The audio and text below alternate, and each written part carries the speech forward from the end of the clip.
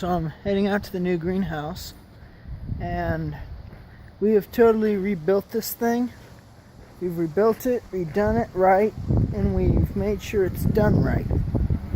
So, is that repetitive? That's repetitive. This is the new greenhouse. As you can probably hear, there's the fan going already. So, I'll turn this off in here. It's kind of loud. I'll turn it down.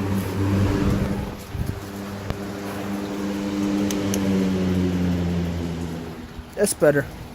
So this is the box fan. Now this box fan is framed in to the greenhouse. It's got the plastic going down on the outside so it doesn't get wet.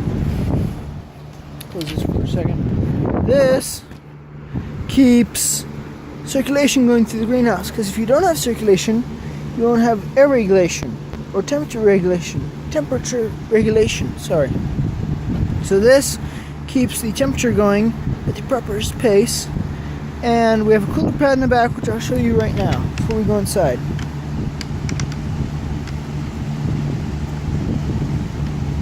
Oh, in just a second. There we go. Alright, so we go around the back. Bear with me.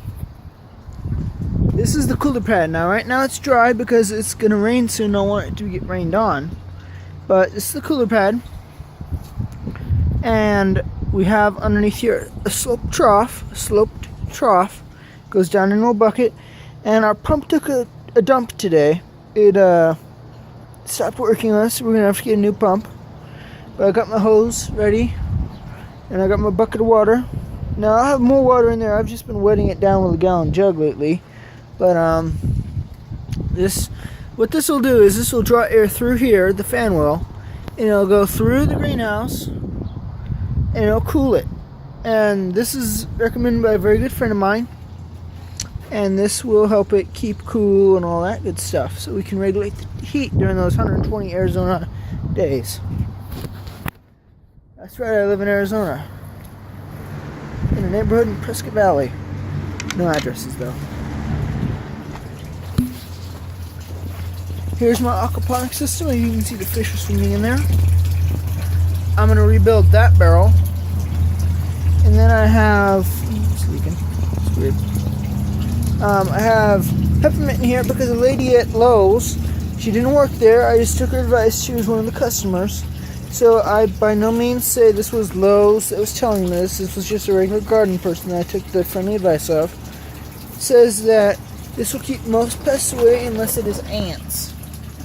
Now, a real problem with ants in here, because they'll climb up these things and they'll climb along the strings. And they'll eat these little leaves. See, I got tons of little ants and stuff in there, and they're eating all the leaves, and just a bad experience with the ants. I didn't wash it enough when I got it, but here I have my lava rock. My tomatoes are propagating roots out because my water level is a little high, but I want that right now. And then, if you remember right, I had these going up to the ceiling, and when we put the plastic back on, that wasn't going to work because these were topping the plastic. Were topping the ceiling. So, I twined them going to the right. Going out, not to the right, going out to the pole. And then the other one is going out this way to this pole. And when it gets to this pole, I'll just disconnect the string and go to this pole. And they should get at least to this pole by the end of the growing season. We're in July right now, so figure October. And then I'll plant new tomatoes in there when I get some seeds. When I get some tomato seeds. I need to get a bunch of seeds so I can start them now and then get them later on. This is our minion cucumber plant. We just had a cucumber off this the other day. And it's doing pretty good. It's doing very good, actually. It's over 5.5. It's about 6 foot tall now. Well, my height's at 5'8". It's about 5'8" now, so it's doing pretty darn good, though. As you can see, we have lots of little cucumbers on it. Everywhere we have lots of little cucumbers.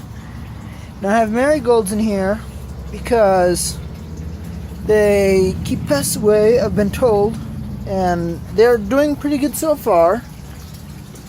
And I have a question for you guys. Bell siphons, why do they just continuously run? I've tried shortening the standpipe, lengthening the bell siphon, shortening the bell siphon, shortening the standpipe. And I think one of the reasons is because it comes out on a 90 and not straight out the bottom. I think that's one of the reasons why it does this, but oh well. It works for now. I'm going to do that one the right way. But see, my fan is cooling air through here, and the temperature, usually it'd be about 115 here. It'd be way up here at the top, and we guess it'd be about 150. It is at 90 right now. That is awesome. That is very awesome. We have a little bell pepper. We have our mini bells. We have our cherry tomato plant to just keep twining and twining and twining and suckering and suckering. As you can see, it broke the string, and I don't have any more of this good string. I have regular cheap jute twine string, but I don't have any more good string anymore, so I'm gonna have to get some. Then we have my garlic onions and my carrots, which are going in a bucket of compost, so it's good. And then over here, over here we have my worm bin. This is what, oh, get out of there, snail. Go out and get you. We don't want you here. This is where I keep my worms for my fish. Every once in a while I'll give my fish worms to keep their scales colorful and bright. And this is a vermiponics experiment.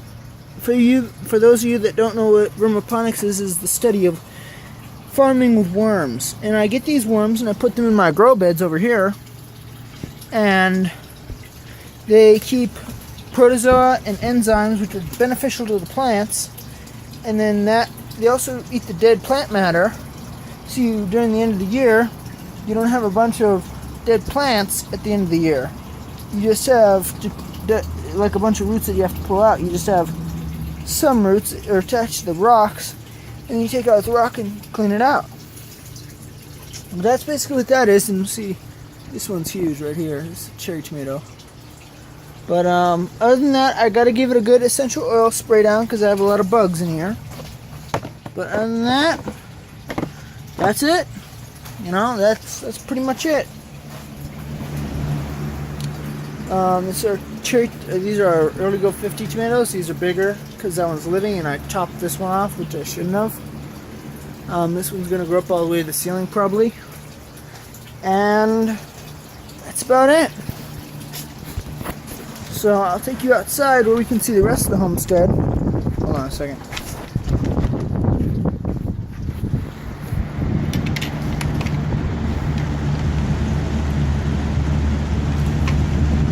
Hold on, I'm gonna have to pause you. Alright, so now we're going out here. This is the rest of the lava rock I have. Here's the outside of the greenhouse. It's starting to rain, so I'm gonna have to cut this video short soon. This is my potato bin, and in here I have potatoes growing. This is just some grass clippings. Straw works really well too, but this keeps moisture in there for them to grow. Actually, I think I have something going right there. Is that a leaf? No, that's not a leaf. That's a potato, guys. These are potatoes, I believe. I believe these are potatoes, unless the grass is growing up from the bottom. Here's my gigantic squash plant. So you have plenty of little squash on there. Here's my miniature squash plant. Our tomato. Here's my other squash plant, which I've got a couple on here, actually. Got a couple good ones. Me and my dad love squash. I'll introduce you guys to them later in a later video. They're out at a dinner right now, so that's pretty much it for the garden. And now I do not drive a car. I don't have anything against cars, but I think it's just cleaner for the environment to ride a bicycle. And that's my old bicycle. I have to get a new back wheel for it because got trashed. That's my old bike wheel. This is my mountain bike. As you can see, I took brakes off my old motorbike, which I got rid of. Getting a new one though. Getting a new one so I can travel around and get supplies. This is my bike trailer. This is made out of a child's bicycle, and we screwed it with 1x2s right there, and on the ends, right there, see? And then we put Put a couple sheets of plywood down, 2 sheets of plywood, scrap plywood. We put a framework of 1x2s for the wall, and then we outside the whole thing with plywood, water sealed it, and put these reflectors on by law. In Arizona, it's law. Prescott Valley, it's law to have reflectors on these things.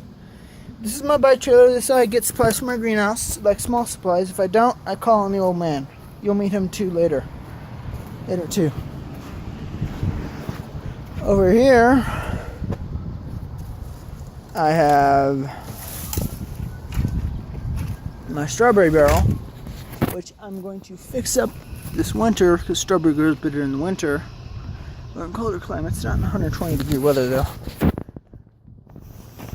And then over here we have our topsy-turvy. This is my topsy-turvy. A very good friend of mine gave this to me. Not the same one I mentioned earlier, but a very good friend still nonetheless. They're getting so heavy that they're weighing down the topsy-turvy, but it's okay because it's steel cabled and a steel post. This thing is heavy, believe me, it's heavy duty.